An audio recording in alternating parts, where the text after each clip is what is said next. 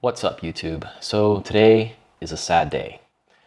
I have decided to sell my ZCAM F6 and I don't really want to, but I feel compelled to because of certain circumstances in my life and in my business that have changed. If you've seen my ZCAM F6 versus Komodo comparison video, you'll know exactly where I stand on the quality of these cameras. They really do punch so far above their weight class, and I think they can hold their own against any camera on any set under $20,000, which is most cameras on, most sets that I'm on at least.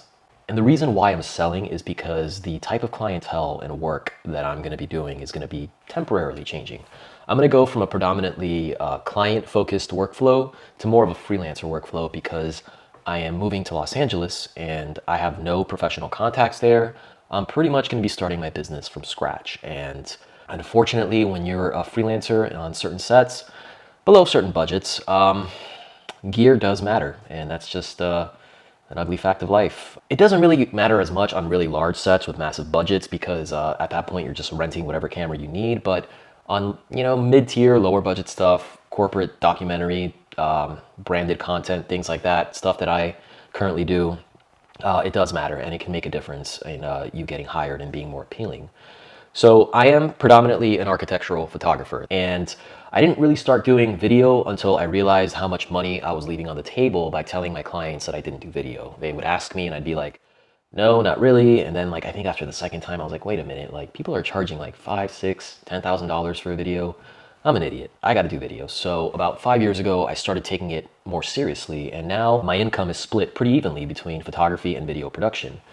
And a lot of my first video clients were my photography clients who would just bundle their services with me. And then eventually I started evolving my career and I started doing video projects on their own. One of my biggest clients was an independent school, for example, for whom I did all of their marketing videos for about 2 years. So during this time, I was in charge of the entire process. I would do the pre-production, I would show up and shoot, and I would cut and I would color grade all the videos. So it didn't really matter what camera I used because I was in charge of the entire workflow. During this period, I owned Blackmagic cameras, GH5s, Ursa Mini Pro, Pocket 6K, 4K, Fuji X-T3, and eventually I moved on to the ZCAM F6, which is filming me over here. And during this entire time, I don't think I ever had a single client ask me what I was shooting on.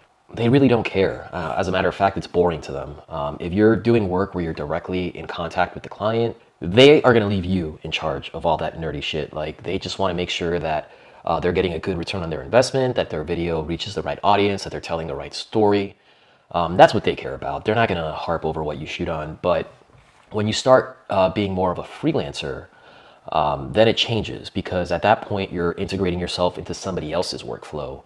And that's why you have terms like industry standard for certain things, because there needs to be a certain element of familiarity and cohesiveness with workflows. That's why so many people on so many sets, they prefer to work with Sony FX7s, which personally I don't care for.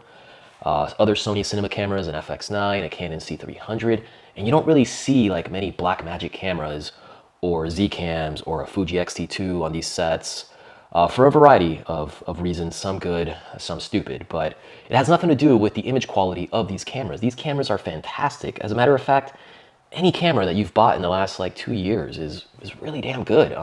10-bit is now a standard. They're all shooting RAW and they have multiple stops of dynamic range, great colors. There's really no excuse for not having a beautiful image. And I have personally always gravitated to these underdog disruptor kind of brands like Blackmagic, guys that give you incredible value, incredible image quality at a very accessible price point. These cameras definitely have their headaches and they're not perfect, but I've always just personally been more attracted to them than I have by traditional gatekeepers like Canon and Red and even Sony. And it has kind of worked against me at times because before I knew better, I would get calls from people who would say, hey man, I need you to shoot with me. You have an A7S II, right? And I'd be like, no, I have an Ursa Mini Pro. That's a much better camera. It's got better dynamic range, better resolution, higher frame rates, a better codec. It's objectively a better camera in every way except maybe low light. Okay, fine. But they don't care because they've always used Sony and their daddy used Sony and their daddy before them used Sony, and that's the way they've always done it and that's the way it is. They had a Sony workflow, and so I didn't get the job, and it had nothing to do with the quality of my camera. I had the better camera. Didn't matter because when you have a specific workflow, post-production process, or maybe you're shooting something where Your shots are one of like dozens of other shots that are being gathered around the world, around the country, and they want all the shots to match. So they might have everyone say like, hey, we need you all to shoot on Sony cameras or on Canon cameras. You don't want to be the one dingus that like ruins the workflow for everyone. Same goes with like codecs. If like everybody's shooting on an R3D and you show up with ProRes RAW, which is not supported in DaVinci Resolve, they're gonna have to transcode your footage. That's gonna take time. You're gonna look like an idiot, and time is money. There are standards in place, and now that I'm going somewhere where I'm not gonna be in a position to get my own contacts right away, I'm going to have to supplement my income by doing freelance work. And unfortunately, nobody knows what ZCAM is. They don't trust it. I've been in situations where clients have been, or producers have been like, what the hell is a ZCAM? And I'm like, well, it's kind of like a Red. It shoots 6K, it's got RAW, it's full frame, this and this and this, 10-bit, blah, blah, blah. But they're like, yeah, but like, I've never heard of it. And I'm like, well, they're kind of new. Nobody trusts them. Like, they don't have that kind of reputation. Even Blackmagic, with its more, I guess, well-known reputation because they have DaVinci Resolve and they've been making cameras a lot longer, they're still not entirely trusted on sets. Most of the jobs that I've been looking at least preliminarily, have been seeking specifically Sony, Canon, cinema cameras. Sometimes Red. I have other issues with Red. I don't really fuck with Red unless I really have to. Sometimes I've rented a Red on 1 or 2 occasions, but that's a whole other story. Won't get into. But anyway, these cameras are appealing for a lot of very different reasons. There's a factor of familiarity. When you show up on a set with a camera that everybody's familiar with, it just makes everybody's life easier. And then of course, bodies like the FX9 or C300, they have all-in-one inclusive bodies, which are very helpful. They have all the right ports. You don't have to attach anything. They have built-in monitors, and they're much better for like run and gun scenarios. And a lot of these like lower to mid-tier budget projects, you're not always gonna have all the time in the world to set things up. You're not gonna have a big crew. You might have like 2 or 3 people. So the faster you can get things set up, the easier it's gonna be for everybody. So I think that's why these cameras are just more appealing. And with that being said, I'm just gonna knuckle down and pre-order an FX6. And I don't really want an FX6. I don't feel like I need one. I'm actually shooting this camera on an A7S III right now, and I love it. I think the image is fantastic. It does everything I need it to do.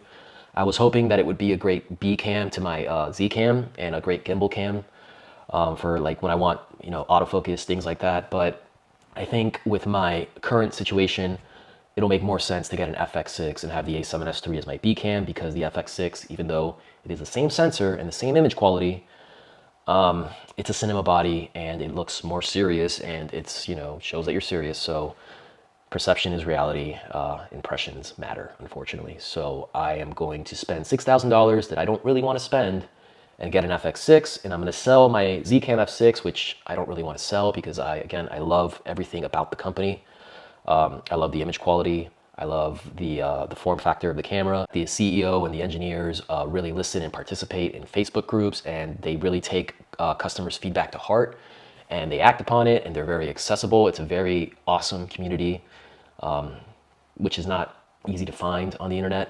It's usually very toxic. And I would love to keep it, to be honest. I'd love to get the FX6 and have a reason to keep the ZCAM, but it just wouldn't be the most financially responsible thing to do, to have money tied up in a camera that I might not use for a while. That's, you know, about $4,200 I can get with the ZCAM and all the accessories. So it's got to go, unfortunately, and that's just the way it is. So I hope that this video clarified my reasoning for selling it. I hope that it helps you make a decision on the kind of cameras that you should get. I mean, look, at the end of the day, you buy whatever camera you want, whatever camera you can afford, whatever camera you're comfortable shooting with, but you should really consider the kind of work that you want to attract and the kind of clients that you want to work for. And these are pretty big investments. I mean, you're spending, you know, anywhere between $2,000 to $3,000, $4,000, $6,000, and then you get accessories. So if you're going to make such a massive investment in your business, you really should put yourself in a position to get the most return for it. So if you're going to be shooting for other people's sets, if you're going to be freelancing, don't get yourself a Fuji X-T3. As much as I love Fuji colors,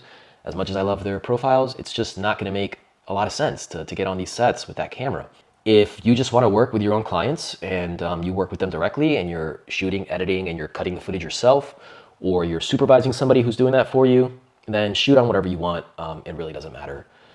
And that's the gist of it. That's the short of it. If you enjoyed this video, please subscribe, leave a comment. I'd love to talk shop with you. Follow me on Instagram. I'd really appreciate it. It's really where I'm most active, but I do hope to make more videos like this related to the photography industry, the cinematography industry, tutorials, reviews, and whole 9 yards, and say goodbye to this set behind me. It is the first and only time, because the next time I make a video, I will likely be in Los Angeles. So until then, enjoy the rest of your week. Peace.